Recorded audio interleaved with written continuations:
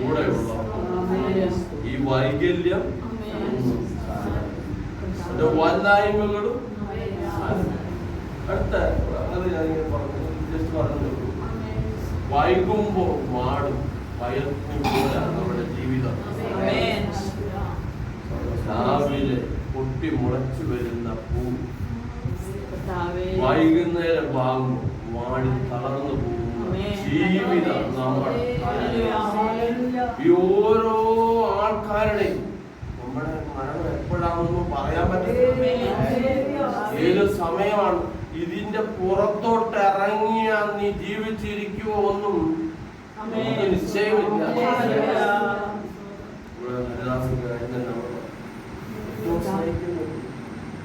അതുമാത്രം നാടിനെ സ്നേഹിച്ചു. അന്ന് തന്നെ അമ്മ കഴിഞ്ഞ വരം പറ്റി വെച്ചപ്പോ അമ്മ പറഞ്ഞൊരു കാര്യം, ഇന്ന് ഇന്നത്തെ സൺഡേ ഞായറാഴ്ച കഴിഞ്ഞ സൺഡേ പ്രസംഗിയെ ഒരിക്കലും പാട്ട് ഞാനുമായിട്ടാണ് ഒരു വയസ്സ് വ്യത്യാസം. ഇത് കഴിഞ്ഞുള്ളത് മരണവാർത്തയാണ് പിന്നെ വരുന്നത്. നമുക്ക് ആർക്ക് ഗ്യാരണ്ടി ഉണ്ടോ? അമ്മാമ്മ ആർക്കെങ്കിലും ഗ്യാരണ്ടി ഉണ്ടോ? ഈ നിൽക്കുന്ന ആർക്ക് അത് പൊറ്റിപ്പിച്ച് അടച്ച ആർക്കും ഗ്യാരണ്ടി ഇല്ല. നമ്മളെല്ലാം പ്രായമുള്ളവരാണ് പോകുന്നത്, പ്രായമുള്ളവരാണ്. അതല്ല, നമ്മളെ കാക്കുന്ന ഒരു വല്ലഭനാണ്. അതുകൊണ്ടാണ് നമ്മൾ ജീവനോടെ ഇരിക്കുന്നത്. ഇന്ന് നമ്മൾ ജീവിച്ചിരിക്കുന്നതുണ്ടല്ലോ, ആ ഒറ്റ കാരണം കൊണ്ടാണ് നിന്നെ സൂക്ഷിക്കുന്നത്. നിന്റെ കാല് കല്ലിൽ തട്ടിപ്പോകാതിരിക്കേണ്ടതിന് ഞാൻ എന്റെ ദൂതനോട് കൽപ്പിക്കും. കൂടെ ദൂതൻ ഇല്ലെങ്കിലുണ്ടല്ലോ, ക്രിസ്തുമസിന് ഇങ്ങനെ ചിറക് വെച്ച് വിരിച്ചിരിക്കുന്ന പുൽക്കൂടിന്റെ അവിടെ നിൽക്കുന്ന ദൂതൻ അല്ല യഥാർത്ഥ ദൂതൻ. അവന്റെ പവർ എന്താണെന്നറിയാമോ? നിനവേ പട്ടണത്തിലൊന്ന് ഇറങ്ങിയപ്പോ 1,85,000 പേരെ കരിച്ചു കളഞ്ഞതാണ് ദൈവത്തിന്റെ ദൂതൻ. അങ്ങനെ ഓരോ ദൂതന്മാരെ നമുക്ക് വേണ്ടി ദൈവം കരുതി വെച്ചിരിക്കുന്നത്. ഒരു ദൂതൻ എത്ര പവറാണ് എന്റെ ദൈവത്തിന്! എന്താണ് എന്ത് പവറാ! ഒരു ദൂതൻ എത്ര പവർ ഉണ്ടെങ്കിൽ എന്റെ കർത്താവിന് എന്ത് പവറുണ്ട്! Hallelujah. In the name of Almighty Jesus. നിന്നെ മെനയുന്നതും നിന്നെ എങ്ങനെ പണിയുന്നതെന്നും കർത്താവാ തീരുമാനിക്കുന്നത്. ചിലപ്പോ തകർന്നു പോയെന്നിരിക്കും. നിന്റെ ജീവിത യാത്രയിൽ നീ തകർന്നു പോയെന്നിരിക്കും. പുതിയതായിട്ട് പണിയാൻ അവൻ ചെയ്തിരിക്കും. അത് നീ ഒരു പാത്രമായി നിന്നുകൊടുത്താൽ മതി. നീ ഒരു മണ്ണായിട്ട് നിന്നുകൊടുത്താൽ നിന്നെ അവൻ പണിതെടുക്കും പുത്തൻ പാത്രമായിട്ട്. ഞാൻ ആ പാട്ടിന്റെ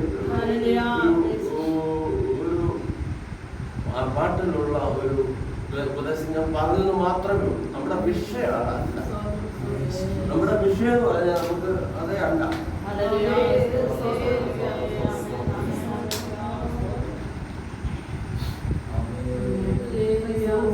നമ്മുടെ കർത്താവ്, ഞാൻ പറയാൻ പോകുന്നതിന്റെ ഇൻട്രോഡക്ഷൻ ഞാൻ പറഞ്ഞുതരാം. തലമുറയോട് ദൈവം കാണിക്കുന്ന നമ്മുടെ കർത്താവ് പ്രാർത്ഥിക്കുവാൻ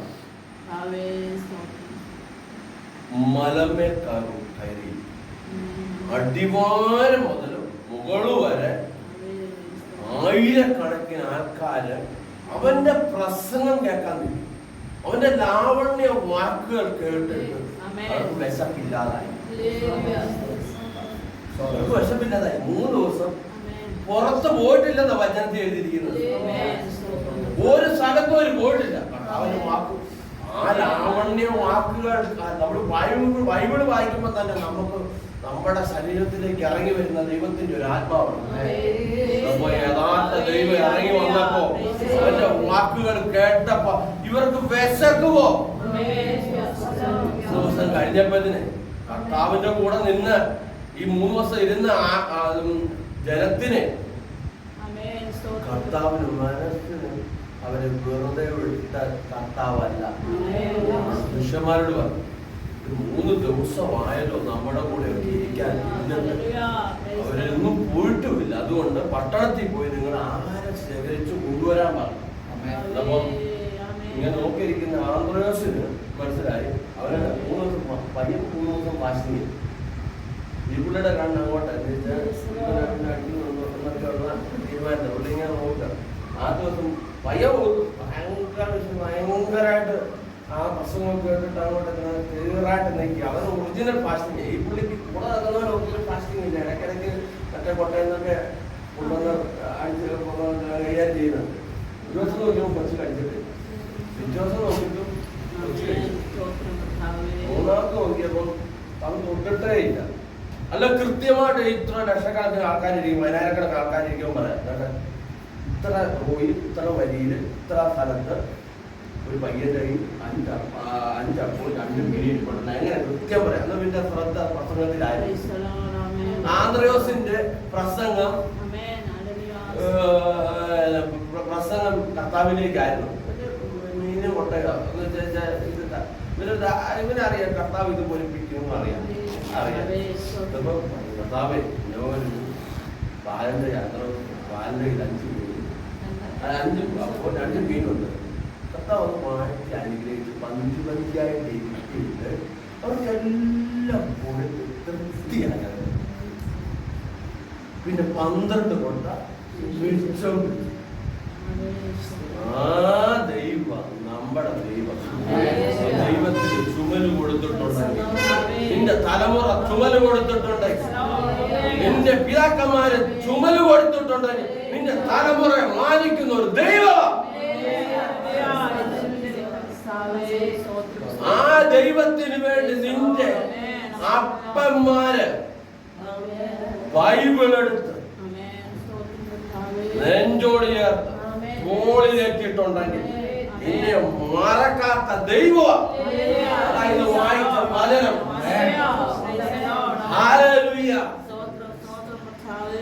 ഈ ദാവീദിനെ കുറിച്ച് ഞാനിപ്പോ ഒരു ഇൻട്രൊഡക്ഷൻ പറഞ്ഞിട്ട് ഞാൻ കറക്റ്റ് മെസ്സേജ്. ഈ ദാവീദ് ശൗലിന് ഒറ്റ അഭിഷേകം,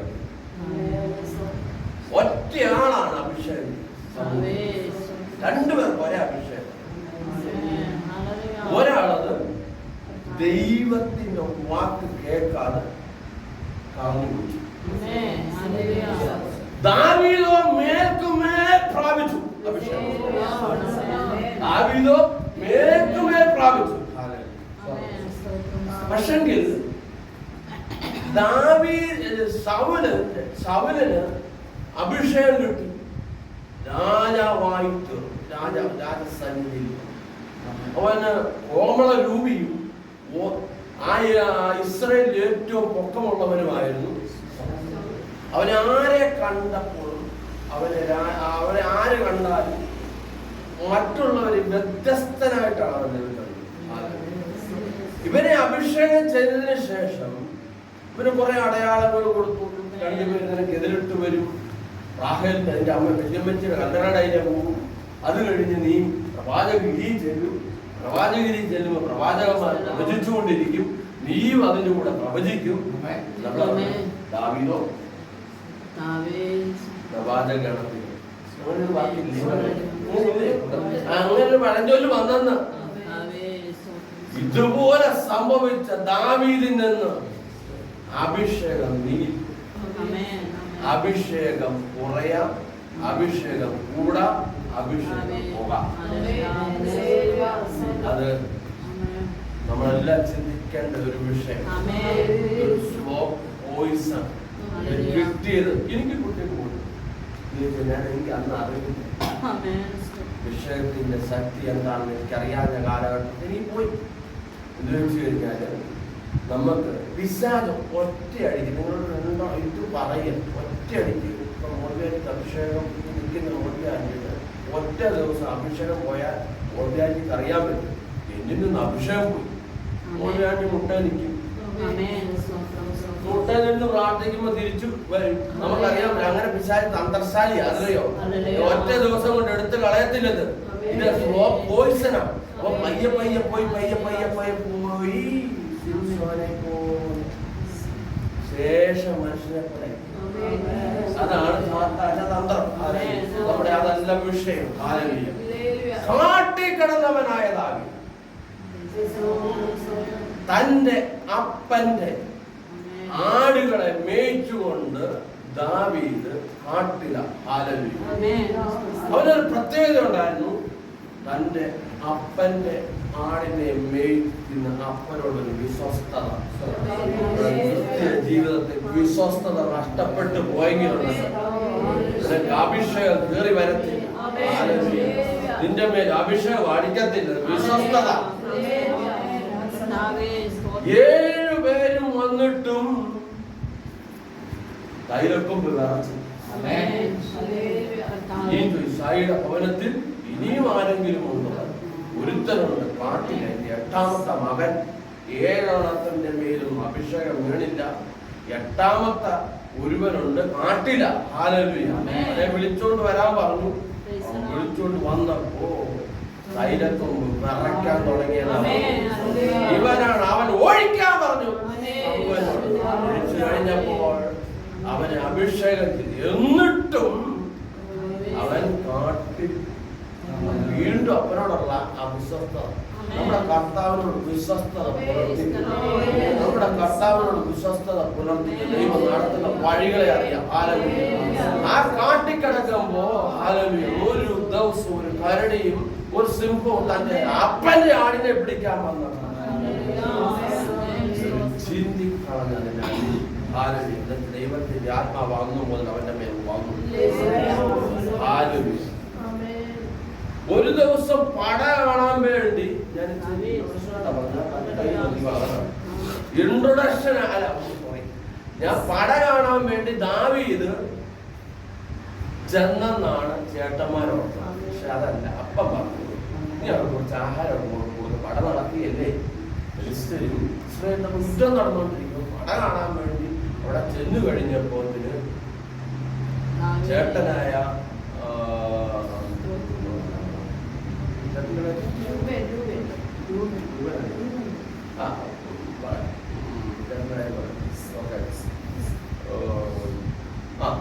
ചേട്ടൻ പറഞ്ഞു, നീ എന്താ പട കാണാനാണോ വന്നത്? നിനക്ക് ഇത്ര അഹങ്കാരം ഈയിടയ്ക്കായിട്ട് കൂടിയിട്ടുണ്ട്. ഈയിടയ്ക്കായിട്ട് അഹങ്കാരം നിനക്ക് കൂടിയിട്ടുണ്ട്. നീ പട കാണാൻ വന്നത്. അന്നേരപ്പോഴാണ് മല്ലനായ ഗോലിയാത്ത് യഹോവയായ ദൈവത്തെ ഇസ്രായേലിനെ നിന്ദിക്കുന്നത്. നിന്ദിക്കുന്നത് കണ്ടപ്പോ ഉണ്ടല്ലോ, സൗൽ പേടിച്ചു മാറി ഒതുങ്ങി വേറൊരു സ്ഥലത്ത് പോയിരിക്കുക. അഭിഷേകം വീണവൻ. ഞാന് ഒത്തിരി ഭൂതങ്ങളെ പുറത്താക്കിയ ആളാണ്. അതുകൊണ്ട് എനിക്കറിയാൻ പറ്റും. ഞാൻ ഈ പൈശാചിക അതല്ല അശുദ്ധാത്മാവുള്ളവന്റെ അടുത്ത് നിന്നാൽ എനിക്കൊരു പ്രത്യേക അഭിഷേകം വരും. സാധാരണ ഇപ്പൊ ഈ പ്രസംഗിക്കുന്ന അഭിഷേകമല്ല, വേറൊരു അഭിഷേകം കയറി വരും. അവന്റെ മേൽ തല കൈവച്ച ഭൂതം വിട്ടുപോകും. ഇവരോടൊപ്പം ചോദിച്ചു, ഈ നിന്ദിക്കുന്ന തന്റെ യഹോവയായ ദൈവത്തെ നിന്ദിക്കുന്നത് കണ്ടപ്പോൾ അവന്റെ മേൽ അഭിഷേകം വന്നു. അവൻ അഭിഷേകം വന്നപ്പോൾ അവൻ പറഞ്ഞു, ഞാനിവനെ കൊല്ലാം. ഈ വിവരം സൗലറിഞ്ഞു. ഇങ്ങനൊരു പയ്യൻ അവനെ കൊല്ലാൻ വേണ്ടി തയ്യാറെടുത്ത് നിൽക്കുക. അതുകൊണ്ട് അങ്ങനെ ശരി, ഏതൊരു ആട്ടെ അവനെ വിളിക്കും എന്നും പറഞ്ഞു വിളിച്ചു. നിനക്കൊരു കൊല്ലാവും. അങ്ങനെ സൗല് അവനൊരു പടച്ചട്ടയൊക്കെ ഞാൻ ഇത് ഉണ്ടായിരുന്നു. എനിക്ക് അറിയുന്നില്ല, ഞാൻ ചെയ്തിട്ടില്ല. പക്ഷെങ്കിൽ ഇവൻ ഇതെല്ലാം ഊരി വെച്ചിട്ട് എന്റെ കവണയിൽ നിന്ന് കല്ലെടുത്ത് ഒരു കല്ലുകൊണ്ട് അവൻ ഒറ്റയേറ് വെച്ച് കൊടുക്കാൻ മന്നനായ കൂടിയാണ് മുമ്പിലേക്ക് കമന്നടിച്ചു വീഴും.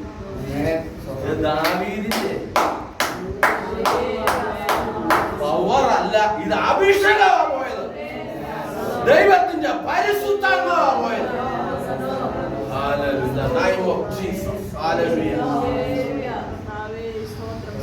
ദാവീദിന്റെ കോമള രൂപത്വമല്ലത്, നിന്റെ സൗന്ദര്യമല്ലത്, ദാവീദിന്റെ ഒരു സൗന്ദര്യമല്ല പോയത്. ഇത് ദൈവത്തിന്റെ അഭിഷേകം പ്രാപിച്ചവൻ, രാജകീയ അഭിഷേകം പ്രാപിച്ചവന്റെ അഭിഷേകത്തിന്റെ ശക്തി പുറപ്പെട്ടു പോയപ്പോ മല്ലനായ ഗോലിയാത്ത് വീണു. മുതൽ ദാവീദിനെ ശൗല് കൈക്കൊണ്ടു. അവര് രണ്ടുപേരും തലവെട്ടി, ഇവൻ പോയിട്ട് തലവെട്ടി എടുത്തു. അവന്റെ തല അവിടെ വെട്ടിയെടുത്തു. യെരൂശലേമിലേക്കുള്ള നടന്നപ്പത്തിന് അവിടെ ഇരിക്കുന്ന രണ്ട് സൈഡിലിരിക്കുന്ന സ്ത്രീകൾ പാട്ടങ്ങാണ്. ദാവീദ് ശൗല് 1000 കൊന്നു, ദാവീദ് 10,000. മനോഭാവം അവന്റെ ഉള്ളിൽ ഉടലെടുത്ത് അന്നു മുതലേ ഈ സാധനം, അവന് കിട്ടിയ സാധനം അവന്റെ പക്ഷെങ്കില് ദാവീദിനെ ഇവർ ഭയങ്കര പടനായകൻ, ഭയങ്കരതായി കൂടിയ സമയത്ത് ഇവരെ കൂടാതെ ശൗലിന് പറ്റത്തുള്ളൂ. ശൗലിന്റെ അഭിഷേകം പോവുകയും ചെയ്തു. ഈ ഒരു പ്രത്യുപകാരമായിട്ട് കഥയാണ് ഞാൻ പറഞ്ഞു വരുന്നത്. വേറെ തലമുറയിലേക്ക് ഒരു സംഭവം പറയുന്നത് നിങ്ങൾക്ക് മനസ്സിലാകണം, കഥ പോലെ മനസ്സിലാക്കണം. തന്റെ ഭാര്യ, തന്റെ മകളെ മീകളിനെ കെട്ടിച്ചു. ഇതാണ് ഇതിന്റെ കാര്യങ്ങളുടെ കടമ. പിന്നെ കാര്യങ്ങൾ പറയാം. ഇവന് ഇടയ്ക്കിടയ്ക്ക് ദുരാത്മാവ് കയറും. ദൈവം അയച്ച ഒരു ദുരാത്മാവ് ശൗലിന്റെ മേൽ കയറുമ്പോ ദാവീദ് കിന്നരം വരയ്ക്കുമ്പോ ദുരാത്മാവ് പോകും. വീണ്ടും വരുമ്പോ പിന്നെ കിന്നരം വരയ്ക്കുമ്പോ ദുരാത്മാവ് പോകും. ഇതാണ് ഇവര് തമ്മിലുള്ള വിഷയം. ഇത്ര പറഞ്ഞു നിർത്തുക. അത് കഴിയുമ്പോ ഇവൻ ദുരാത്മാവ് പോകുമ്പോ ബോധം തെളിയുമ്പോ ഏതാ ലേഡീസെല്ലാം പറഞ്ഞില്ലേ, അത് അവന്റെ മനസ്സിനകത്ത് കിടക്കുന്നത്. ഏത് നിമിഷവും കുന്തം കൊണ്ട് കൊല്ലാൻ വേണ്ടി നടക്കുന്ന ഒരു ശൗലിനെ നമുക്ക് കാണാം. ദാവീദ് അഭിഷേകം പ്രാപിച്ചു കഴിഞ്ഞ് അഭിഷേക തൈലം വീണ് കഴിഞ്ഞ് 30 വർഷത്തിന് ശേഷമാണ് രാജ കസേരയിലിരിക്കുന്നത്. 30 വർഷം വെയിറ്റ് ചെയ്തു. സഹോദര സഹോദരികളെ, നിങ്ങളുടെ മേൽ അഭിഷേകം വന്നിട്ടുണ്ടെങ്കിൽ, വാഗ്ദത്തങ്ങൾ വന്നിട്ടുണ്ടെങ്കിൽ അത് നിവർത്തിക്കുക തന്നെ ദൈവം. അത് ദൈവത്തിന്റെ പക്കലുള്ള കാര്യമാണ്, അത് മനുഷ്യന്റെ പക്കലുള്ള കാര്യമല്ല. മനുഷ്യൻ പലതും പറയും, മനുഷ്യൻ പലതും ചെയ്യും. ദൈവം പറഞ്ഞതില്ല, മാറ്റത്തില്ല. ദൈവം വാഗ്ദത്തത്തെ പറഞ്ഞിട്ടുണ്ട്, മാറ്റത്തില്ല. ഈ മെഫിബോശേത്ത് അറിഞ്ഞായിരുന്നു ദാവീദിന്റെ മേശയിൽ ഞാൻ ഭക്ഷണം കഴിക്കുമെന്ന് അറിഞ്ഞായിരുന്നു.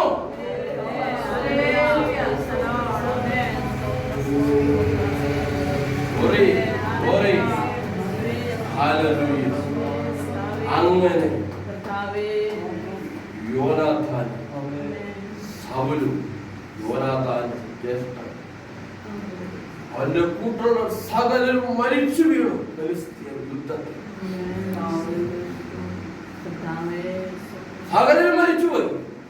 അവന്റെ ഗൃഹമൊക്കെയും തകർന്ന് തരിപ്പണമായി മരിച്ചു വീണു. ദാവീദ്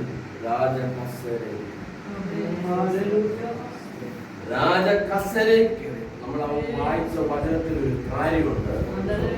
ദൈവത്തിന്റെ ദയ കാണിക്കേണ്ടതിന് യോനാഥാന്റെ കുടുംബത്തിൽ ശൗലിന്റെ ഗ്രഹത്തിൽ ആരെങ്കിലും ഉണ്ടോ? ദാവീദേ, നിനക്കിന്ന് സിംഹാസനം കിട്ടിയെന്നിരിക്കും. ഒരു വാക്കിന്റെ പ്രവൃത്തിയിൽ ശൗലിനെ തള്ളി ദൂരക്കളഞ്ഞവനായ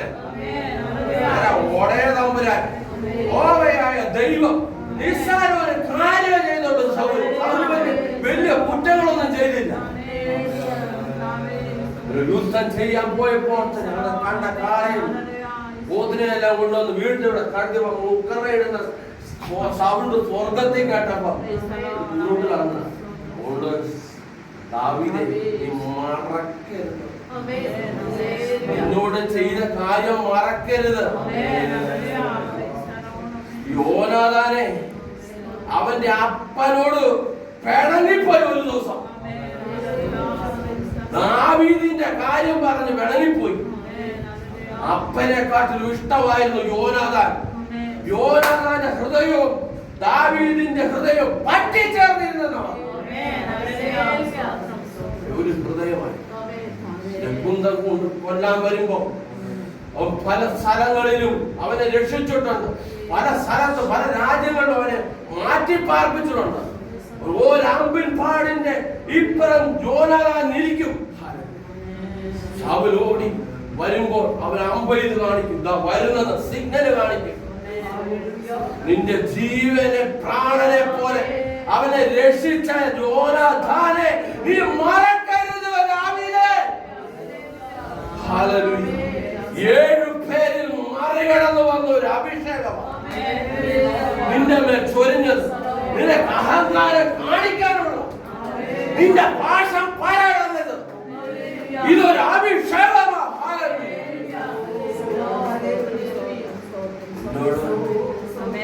ഇത് മറന്നുപോകരുത്. അതുകൊണ്ട് ദൈവത്തിന്റെ ദയ കാണിക്കാൻ ഈ സൗലിനൊരു പ്രത്യേക ഈ സൗലിനൊരു പ്രത്യേകത ഉണ്ടായിരുന്നു. കുരുടനെയും ചെകിടനെയും ഇഷ്ടമില്ലായിരുന്നു. വായിച്ചിട്ടല്ലേ? കുരുടനെയും ചെകിടനെയും ദാവീദിനെ കണ്ണെടുത്ത കാണരുത്. യെരൂശലേമിലും കാണാൻ പാടില്ല, ഇസ്രായേലിലും കാണാൻ പാടില്ല, ഒരു രാജകൊട്ടാരത്തിലും കാണാൻ പാടില്ല. ബിഷപ്പത്തെ കാണത്തില്ല.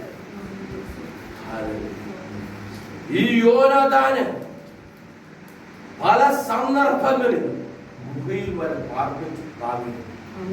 ദാവീദ് വന്നു, രാജസ്ഥാനത്തിരുന്നു. ദൈവത്തിന്റെ ആത്മാവ് അവരോട് ഇടപെടാൻ